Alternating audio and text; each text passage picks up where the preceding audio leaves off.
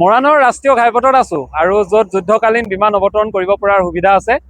যি কি নহওক আহি কিবা এটা ভাল লাগিছে আৰু ইয়াত ৰৈ ভাল লাগিছে।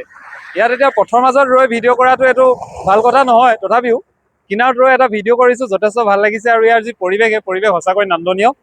আৰু চৰকাৰে যি ব্যৱস্থা গ্ৰহণ কৰিলে, আচলতে এই চৰকাৰে ব্যৱস্থাটো ভাল বুলি ক'ব লাগিব। কাৰণ চীন যদি কওঁ, আমাৰ সীমামূৰীয়া যিখন দেশ, চীনে এনেও ভাৰতৰ ওপৰত ৰঙা চকু দেখাই থাকে। আৰু তেনেস্থলত যদি চীনক প্ৰতিহত কৰিবৰ কাৰণে আমাৰ সামৰিক শক্তি যাতে ইয়াত সমূহ সমৰত অতি সোনকালে বা ক্ষীপ্ৰভাৱে আহিব পাৰে, সেই উদ্দেশ্যেই মৰাণত যি ব্যৱস্থা কৰা হৈছে বা ইয়াত যি ৰাষ্ট্ৰীয় ঘাইপথত যুদ্ধকালীন বিমান অৱতৰণৰ সুবিধা কৰা হ'ল আৰু অতি সুন্দৰকৈ নিৰ্মাণ কৰা হ'ল, এই ব্যৱস্থাই কিন্তু আমাৰ ভাৰতবৰ্ষৰ যি সামৰিক শক্তি বিভাগটোক, এই বিভাগটোক যথেষ্ট শক্তিশালী কৰিলে। আৰু ইয়াত আমি উপস্থিত হৈ ইয়াৰ যি পৰিৱেশ, এই পৰিৱেশ উপভোগ কৰিছোঁ, যথেষ্ট ভাল লাগিছে।